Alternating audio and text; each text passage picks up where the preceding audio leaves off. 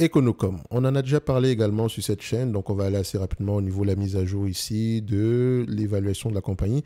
Alors, on va assez rapidement ici, donc je vous laisse faire le tour du revenu, croissance, etc. OK.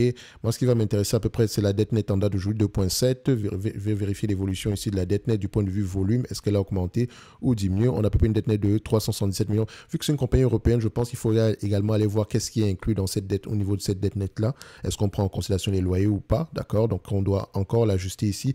Du point de vue EBITDA, du point de vue net income et free cash flow, est-ce que les deux continuent à parler le même langage? Ici, on constate que les deux vont dans le même sens. Donc, on peut prendre ici les net income. C'est un business ici sur les dernières années qui s'échange à combien de fois les bénéfices?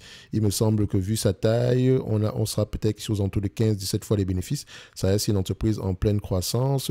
Le marché paye combien de fois les bénéfices ici?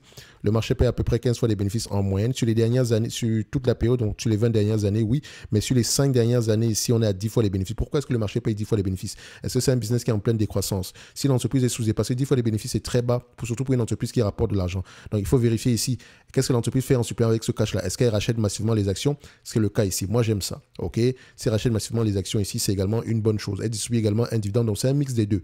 Donc, maintenant, tout va dépendre ici de la qualité de l'activité. Est-ce qu'on regarde ici, quand on regarde les actifs tangibles nets par action ici, histoire de voir si on a une entreprise qui échange en dessous de ces actifs tangibles nets-là? Non, c'est correct, ça ne dérange pas non plus. Donc, ça ne m'étonne pas que ce soit négatif non plus, c'est pas mauvais. D'accord? Faites attention, peut-être qu'ici, elle a plus d'intangibles que de tangibles ici. D'accord? Du point de vue évaluation, qu'est-ce que ça va donner? Puisque c'est un business qui s'échange à 15 fois les bénéfices ici. Alors, 15 fois les bénéfices, c'est la moyenne. D'accord? C'est un business qui est assez, on va se dire, prévisible. 2 tiers du temps ici, les années sont tendance à avoir raison. Donc, on s'attend à 0,43 $ d'ici 2025. À 15 fois les bénéfices, c'est à peu près 6,45 $, moins la dette nette en date d'aujourd'hui. Toujours enlever la dette nette. Moins la dette nette ici, ça donne combien? Moins la dette nette, bon, compagnie européenne, je ne suis pas étonné. On enlève ça, on remet. Attendez, on actualise.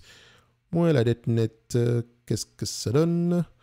Alors, dette nette, à peu près combien? 1,52 €. Donc, on avait à peu près ici 6 €, si je ne me trompe pas. On a combien? 6,45 €, 52. Donc, on a à peu près aux alentours de 5 € par là. Donc, au prix actuel, ça semble être encore assez intéressant. Donc, on peut également retourner l'équation. Admettons, aujourd'hui, on vous demande de payer 2,53 €, un business qui pourrait rapporter 43 centimes ici d'ici 2025. Ça donne à peu près un rendement potentiel sur coût d'acquisition de 16,73%.